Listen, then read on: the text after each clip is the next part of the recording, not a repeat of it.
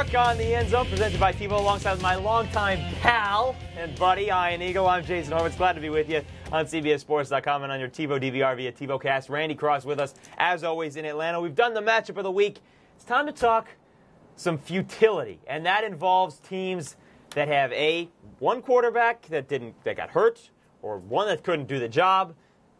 If you look at the history of the NFL, if you have two quarterbacks, you don't have a quarterback, and that is holding true again this season. Oh, there's been an obvious cause and effect in the NFL this year. The teams that have been able to stick with their starting quarterback, those teams tend to do well, tend to excel on the field.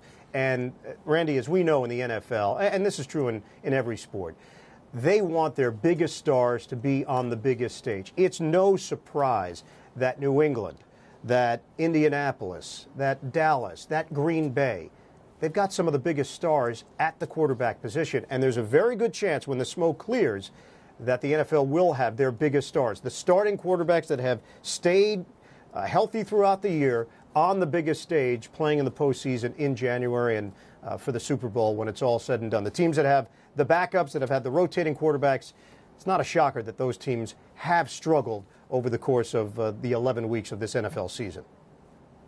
And, you know, it's funny, and Jason, you can draw very few analogies and common threads through different decades. And I'm a firm believer that there have never at any given time been more than about 8 truly, really good quarterbacks in the NFL. Even when there were 16 teams and 24 teams and 20, that number really didn't change. We seem to be victims at times to, you know, the older we get, the better they were and the better we were in remembering quarterbacks. We've probably got 8 guys that qualify as really good.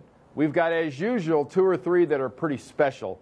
Outside of that, the position is, let's just say, underachieved as a group. And it's really, part of it's been the defenses, but I think part of it's just been the ability of the players to come through with the plays they have to make. And team after team, starter after starter, you see the guys not coming through. And you also see the same organizations year after year after year switching quarterbacks. I mean, that's not a difference. No, they're searching. Either. Yeah, let's take a look at some of these teams here. Let's start with the teams that are 500 or better. With at least 2 quarterbacks, and there aren't many on the list. Only 3 teams have a winning record that have started at least 2 quarterbacks. We can throw Cleveland out of there because Charlie Fry only basically played a half for Cleveland, so we'll throw them out of there. So you've got Jacksonville because Quinn Gray went 2-1 as a starter, and then you've got Tennessee with that one game that Kerry Collins started. You know what, though, and Randy, if Peyton Manning goes down with an injury and Jim Sorgi is forced to play, we don't know what Jim Sorgi could do at this level because Manning plays every game. Would Indianapolis be on that list? I'm not saying the Colts would be the Miami Dolphins, but the point being, if your star quarterback goes down, odds are you don't have the player behind him that can step in and maintain the level of play. There's going to certainly be some regression in your team's play. Same can be said for Dallas. Brad Johnson is the backup there. Same can be said for the New York Giants. Anthony Wright is the backup there. Same can be said for Green Bay. Aaron Rodgers is the backup there. You see the trend here. If you lose your starting quarterback, you're an elite team, you're going to be in some trouble. Certainly. Well, if you think these average teams are in trouble when they lose their starter, who's not in that sort of elite 8, let's say the good 8, well, what do you think the really good teams are that lose the stars, the really special teams? And that's something you can never, ever, ever allow for. And that's why we tend to forget about this when it's not just quarterbacks. When you lose that great running back, when you lose that great defensive end or cornerback or linebacker, and people say, well, how can you not be ready for that? Well, how in the heck could you prepare to lose a guy like Peyton Manning or a Tom Brady?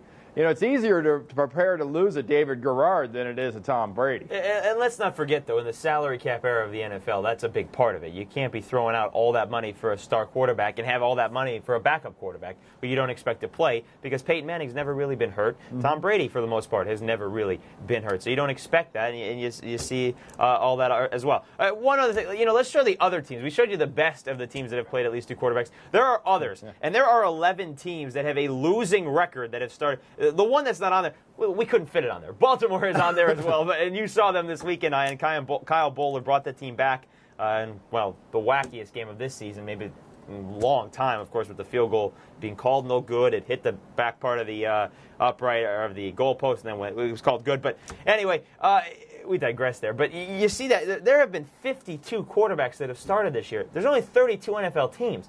If Donovan McNabb can't go this weekend, we're about to see 53 with A.J. Feely. It's possible that we have 54 as well. I mean, you could get up to 60 starting quarterbacks by the end of the season. Yeah, but the biggest key for those teams, they just have to figure out if they have a guy for next year. If you're the Jets, you have to determine, is Kellen Clemens capable of being the guy next year? If you're the Bills, is Trent Edwards capable? If you're the Ravens, make a decision on Kyle Bowler, Kansas City, Brody Croyle. Figure out whether or not you have that player for next season. And the upside of that thing is, guys, you can all get a T-shirt now sold at any NFL shop around you. I started at QB in 07. I like it. You should trademark that. I feel like he has. Look at he's got it under his button down. Plenty more to come on the End Zone presented by TiVo. We'll keep Randy's shirt on. We don't want to see his T-shirt there. Hey. Are you okay? Yeah, this show took a turn. All right. I didn't see that coming. We'll let it go a little bit more as we go on. Plenty more to come. End Zone presented by TiVo on CBSSports.com and on your TiVo DVR via TiVo Cast. Stick around, folks.